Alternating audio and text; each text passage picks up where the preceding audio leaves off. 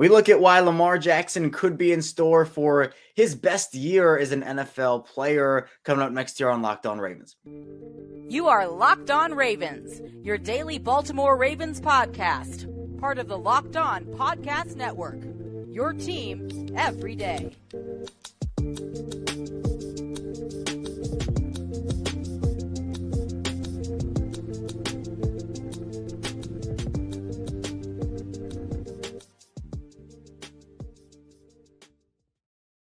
Welcome in to another episode of Locked On Ravens, your daily Baltimore Ravens podcast. I'm your host, Kevin Oestreicher of Ravens Wire. We're here, as always, on the Locked On Podcast Network, your team every day. Thank you so much for being here, making us your first listen each and every day. We're free and available anywhere you get your podcasts, all podcasting platforms, including over in video form on YouTube, so you can subscribe for free, both in video form and in audio form. And today's episode of Locked On Ravens is brought to you by FanDuel Sportsbook, official sportsbook of the NFL. Make every moment more. Visit FanDuel.com/LockedOn today to get started. We're back here after my 1000th episode. That was on Friday, and all the love and support that I got for that was honestly incredible. So thank you so much for all of that. Definitely made my day, made my weekend. And now we're back here on Monday grinding with a new look. I teased it throughout the week. We now have a new graphics package here on Locked On Ravens. If you're in audio form, you're thinking, what are you talking about? But in video form, I'll give you a little tour, of course. On the right-hand side there, we're going to have a checklist every day. It's going to be updated of what we're talking about on today's show. So all three segments, 3 bullet points, 3 segments. We got the big logo in the bottom. Then the very bottom, you can watch Locked On NFL Next, where I talk about this exact topic. I host Locked On NFL every Monday, and you can hear me talking on there with our experts across our network about the biggest stories throughout the league, sometimes which involve the Ravens. So be sure to check that out. But I'm really excited. I think the look is awesome. And I'm excited to, of course, we had the first 1,000 with the one look, although we didn't do video until a couple of years after I started. But now we will go from 1,001 on with this new look until either something changes or it doesn't. So as you can see on the checklist, first we're going to be talking about if Lamar Jackson's best season is incoming this year and why the Ravens could have already set him up for that success. We'll get into more of how they set him up for that success in the second segment, both from a personnel perspective and from a coaching perspective. We'll also look at some stats along the way. And then in the final segment, I wanted to take a look about the Ravens' balance on their roster in terms of where is the star power, where's the role player power, and is there enough of a balance? You know, I don't think you can have too many stars, but do they need some stars at certain positions, or can they roll with the role guys and be okay there? So tons to talk about here on Locked On Ravens. Again, we are a 5-day-a-week Baltimore Ravens podcast, so if this is your first time tuning into our show, welcome in. We do provide that content, news, analysis, updates, anything Ravens Monday through Friday. If you're an everydayer, thank you, of course, always for your support. And if you're somewhere in the middle, thank you for your support as well. But let's talk about Lamar Jackson. And obviously, we did a lot of talking about Lamar before his extension was signed. We are now very well past that. And then, thanking my lucky stars, that's the case.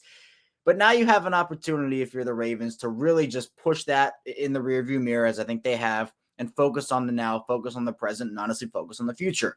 But what you have this year is an opportunity, I think, and I've always compared it, it's not like the Rams, where the Rams, when they traded for, Von Miller, and they really traded for Stafford, went all in on that one singular season, essentially. If they didn't win the Super Bowl, it was a bust, and it was an absolute failure. There was no shot they were getting back there. The Ravens aren't in that boat.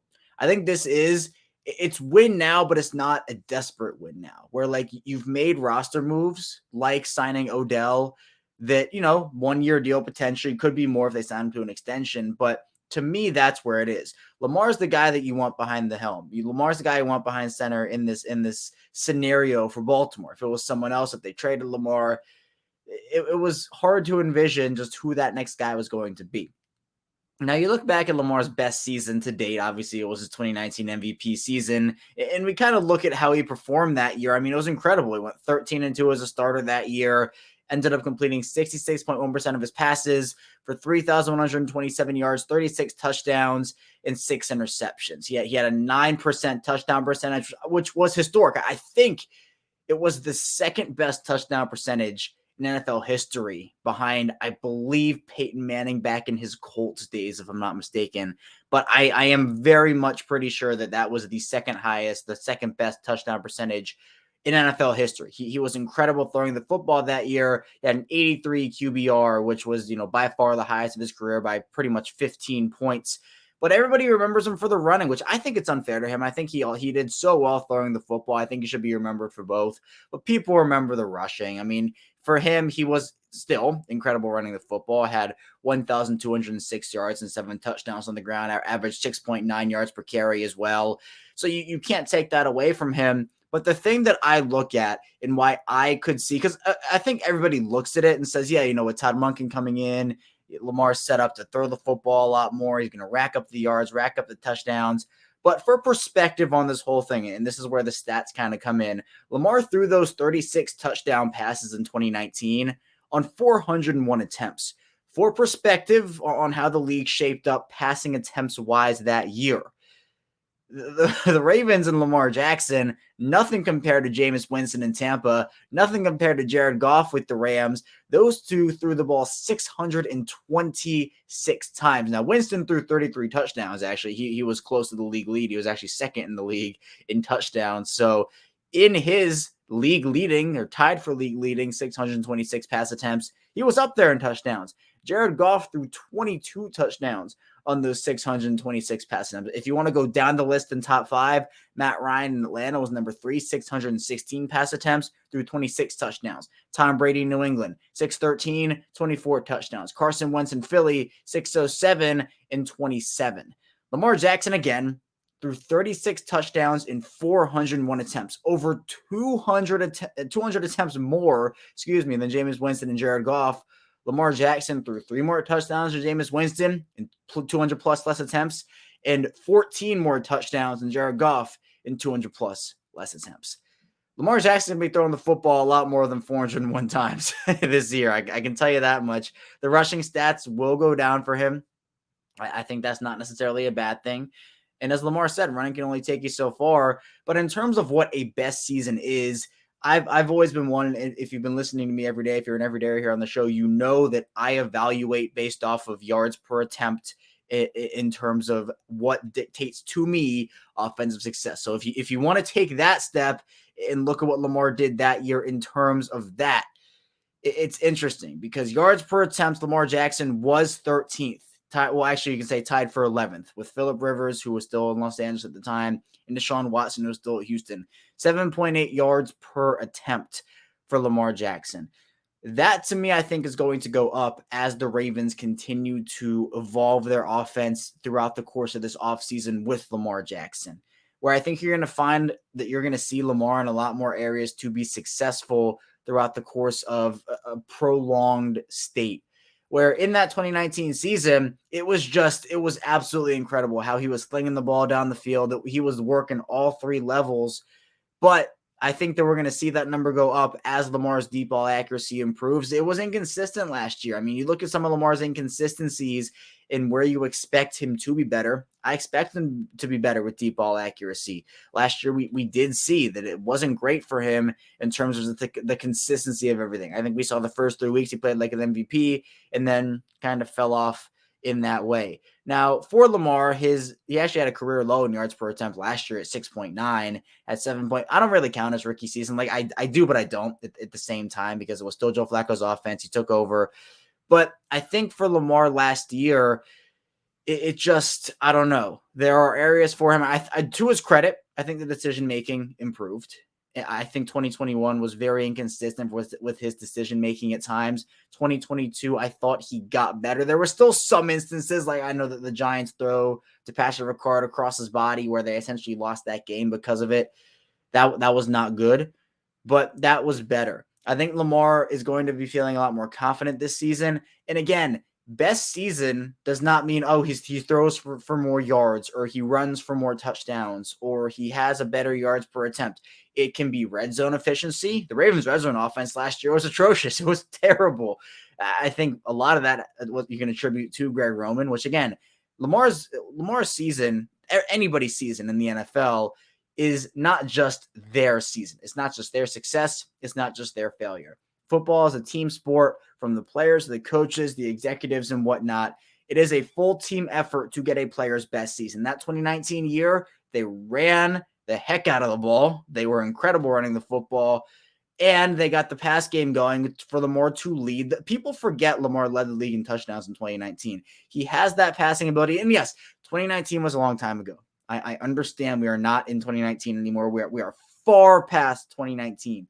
But to me, I think that if Lamar can improve in areas that he struggled in across the board, or at least has had inconsistencies in across the board, while continuing to excel in the areas he's excelled in, that to me is what defines the best season, not just purely box score watching and box score stats. So in the second segment, we'll continue our conversation, talk about how Lamar Jackson could be set up for the success already from Baltimore, both from a player and a coaching perspective. So be sure to stay tuned for that. We'll be right back here on Locked On Ravens. But first, this episode is brought to you by FanDuel. And make a fast break to FanDuel during the NBA playoffs, because right now new customers can get a no-sweat first bet up to $2,500. That's $2,500 back in bonus bets if your first bet doesn't win. And we are in NBA Finals mode. My Denver Nuggets and the Miami Heat, they're tied at 1 apiece. The Nuggets fall last night. I'm upset about it, but got to bounce back in Game 3 in Miami. But you should bet on either Nikola Jokic props, Jimmy Butler props, who you think wins the series. Do it on FanDuel. They have great promotions every day. They have a safe and secure app, and you can get paid instantly. There's no better place to bet all the playoff action than America's #1 sports book. Visit FanDuel.com/lockedon and get a no-sweat first bet up to $2,500. That's FanDuel.com/lockedon. FanDuel, official sports betting partner of the NBA. We're back here, our second segment of Locked On Ravens Monday edition. Kevin Oestreicher still here with you with the new graphics over on YouTube. And thank you for tuning in on YouTube. If you are here with us on the channel today, be sure to subscribe and also follow along in audio form. Thank you so much if you're tuning in audio form, whether you're on Apple Podcasts, Google Podcasts, Spotify, wherever. Thank you for tuning in here today. I think these graphics are so cool. I can't get over them. But graphics aside, we'll move away from the graphics. Let's talk more about Lamar. The Ravens, I think they could see Lamar's best season, even surpassing that 2019 year. But I think part of that is how they've already set him up for success. We know Lamar is talented, but he can't do it on his own.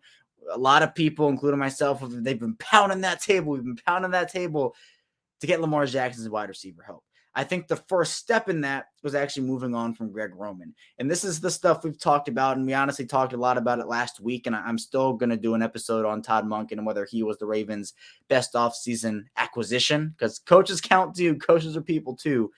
But, I mean, you think about it.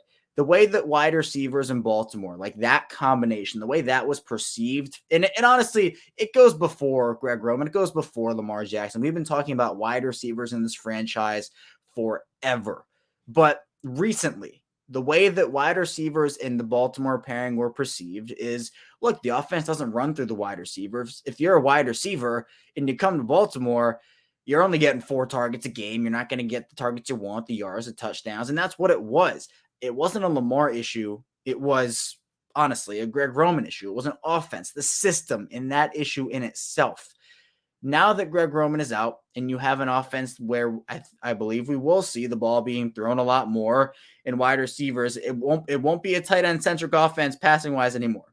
It doesn't mean Mark Andrews or Isaiah Likely won't get targets. Mark Andrews still going to be a massive part of the offense, but now it's using the personnel you have. And with Todd Monken, he has history with Odell Beckham. You now can bring in Zay Flowers, and also you still have Rashad Bateman. You still have Devin Duvernay, and you brought in Nelson Aguilar. You're now a ton more equipped for Lamar Jackson. It is the best cast of weapons Lamar Jackson has ever had. And a huge credit to Eric DeCosta for going out there and actually doing it, where, a lot of people were after the Aguilar signing, and I make this comparison a ton, where it's funny how perspective changes. How, again, Aguilar wasn't my favorite signing. I honestly probably would have just re-signed DeMarcus Robinson instead. But if the Odell move happened before DeMarcus Robinson or before Nelson Aguilar got signed, it would have been a whole different narrative. The Aguilar signing got roasted, absolutely roasted. And again, still not my favorite signing, but it looks better now that Odell Beckham is in town. And it looks better now that Zay Flowers is in town, and that Aguilar can be your 4-5 as opposed to your 2-3 or 3-4. So, right, that makes it look a lot better to me. So Lamar now has those weapons to throw the football to with Beckham and Bateman and Flowers, plus Mark Andrews. That, to me, the Ravens have set Lamar up for that. Now, again, there has to be good coaching decisions by Todd Monken. I think we will see better ones. Obviously, John Harbaugh factors into the equation as well. It's not all on Lamar, right? But at the same time, Lamar now, it's crazy that I'm saying this, but entering year 6, this is Lamar's 6th NFL season at the NFL level. After it, he'll have concluded his 6th NFL season. To me, I think what the Ravens have done for him in terms of getting him weapons has not been what he has needed over the course of his first 5 years. I think, honestly, if we're talking about it, year 3, year 4, year 5, definitely, but now he finally has it in year 6. So I think Baltimore has set Lamar up for success, but it is a two-way street in terms of the Ravens and Lamar have to work together to get that Super Bowl. And we talked about Todd Monken too, with the offense and with, I think, just the freedoms that this has. I think Lamar Jackson will feel a lot more comfortable in this offense because, look, again, as I talked about, Greg Roman and Lamar Jackson just never really felt totally on the same wavelength. It felt like, and this was never admitted by Lamar, this is just my observations and from, what it's literally pure guesswork, so don't take any account of it, but it just looked like to me that maybe Lamar got a little tired of what was going on with Greg Roman, and I think he handled it with grace. He never threw Greg Roman on the bus. I think the closest you can say to Lamar, quote unquote, throwing Greg Roman under the bus was when he had the interview. Was it 2020? It might have been 2020, might have been 2021, but he was saying, yeah, everybody's calling out our plays, they know our plays, and kind of like that thing that he kept saying. I don't even think that was throwing him under the bus, honestly. I know some people did. I personally don't. But it just feels like there is already more of a connection between Todd Monken and Lamar Jackson. And with Lamar Jackson saying, hey, you know what, I have the keys to the offense, a lot more freedom at the line. That's something I've talked about. And this honestly might be the biggest thing to me where I feel confident in this whole thing. Because with the play clock, I've made this exact point, with the play clock going 5, 4, 3, 2, 1, they get to the line with 3 seconds. There's no time. They have to snap the ball, take it away, game penalty, call timeout. Lamar didn't have the time, and I think necessarily had the full freedom to do it anyway, but the time to check out of a play or motion some guy over or load one side of the line or, just figure out, hey, is this guy coming off the edge? Where's everybody lined up?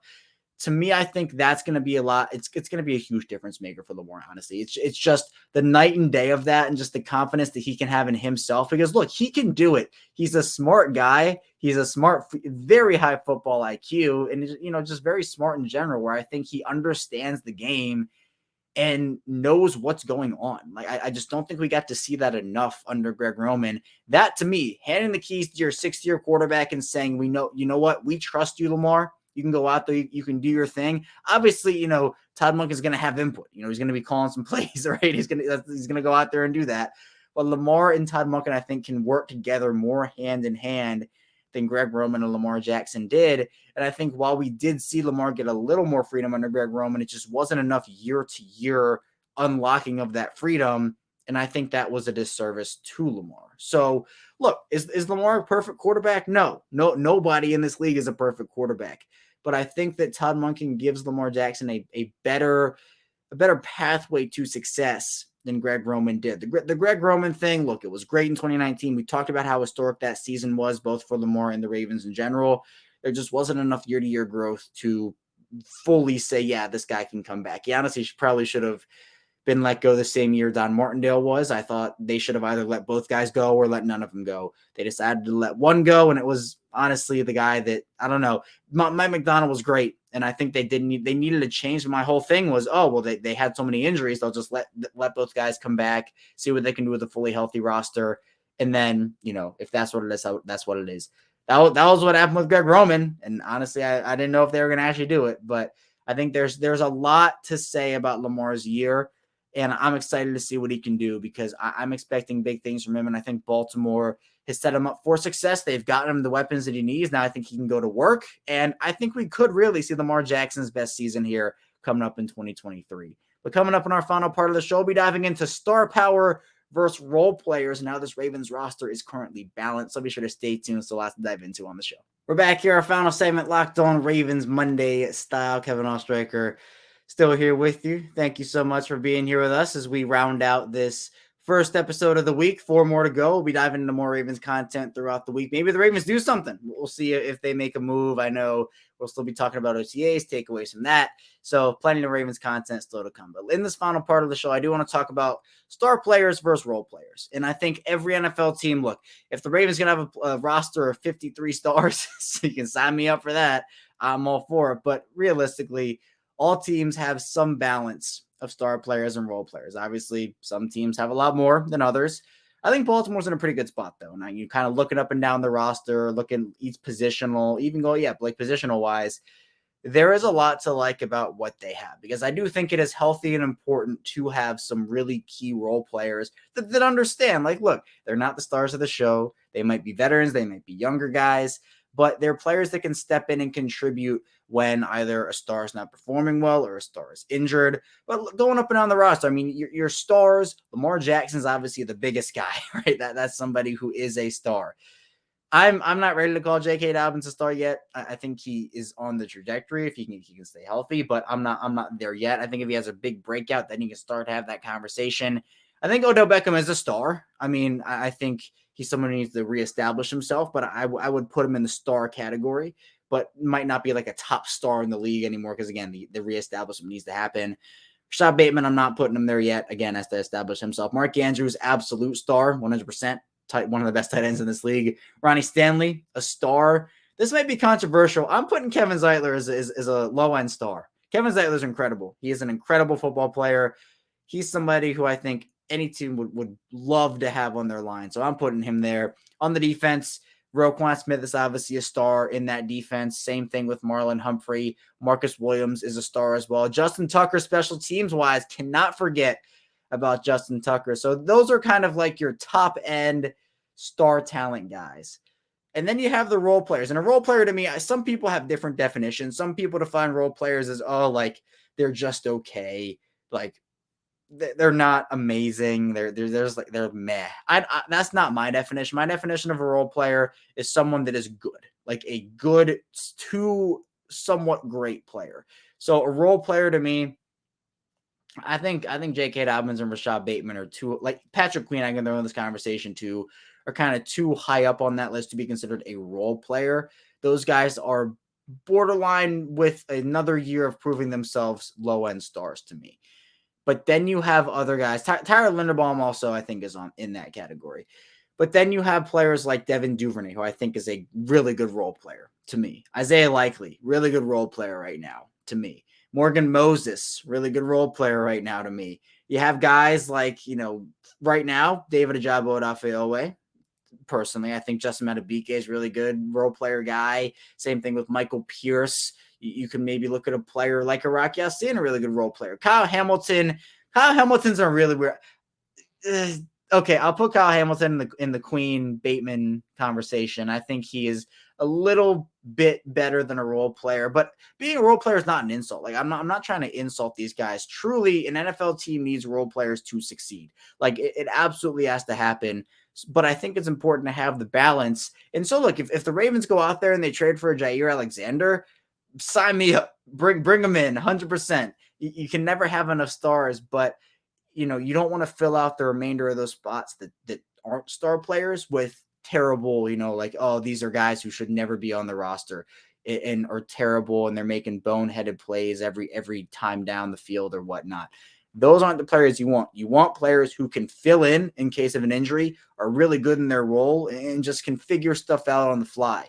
And that's what I think the Ravens do have somewhat a lot of, while also having those in-between star and role player guys. I don't know the actual title I want to give those guys like Hamilton or Linderbaum or Bateman, but it's important to have balance on the roster, and I think Baltimore absolutely does have it. And the Ravens might not even be done yet. Maybe they do. I hope they do bring in a Justin Houston, Jadeveon Clowney, Leonard Floyd, or Yannick Ngakoue. Those guys would be role players. Marcus Peters, a role player. I think the Ravens have the opportunity to add one or two more of those players to their roster. And, you look at kind of the young guys where you want them to step up into either good player or role player. Trayvon Mullen is someone who I honestly think a lot of people want some big things from and expect some big things from. I'm excited about Trayvon Mullen. What can Pepe Williams do? What can Jalen Armour Davis do? Travis Jones, how is he going to fare in his second season? Is Ben Cleveland going to step up? Can Charlie Kolar step up as the third tight end guy?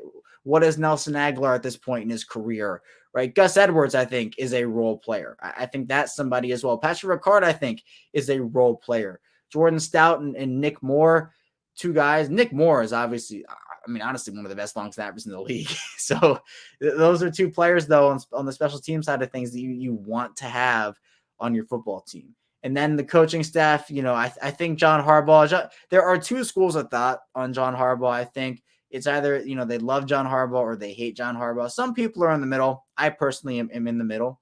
But again, role player coaches are huge. The Ravens made a ton of changes on their coaching staff this offseason. I think it has benefited them. And, moving T. Martin to his natural role, that's really big. I think bringing a guy like Greg Lewis is really big too. So it goes beyond the players. You're talking about star coaches versus role coaches instead of star powers versus, star players versus role players. But this isn't the Ravens' final roster. There might be a guy who gets cut. Maybe there's a post-June 1st designation. The Ravens say, oh, we really want that guy, and they bring him in, and we don't even know about it. Talking today, we don't even know about it. So to me, there are a lot of avenues to improve this team. But right now, I do like the balance between star and role players. And there are a bunch of ways to balance out a roster, right? Young guys versus old guys, rookies versus second-year players, balance on offense versus defense. But to me, the star players versus role player conversation, I think I'm very comfortable saying they are balanced in that category, and I'm very happy they are. That's all I have here today on Locked On Ravens. Thank you so much for tuning in today. We're going to get back here tomorrow. More Ravens content, so be sure to stay tuned for that. I'll see you right back here tomorrow on Locked On Ravens.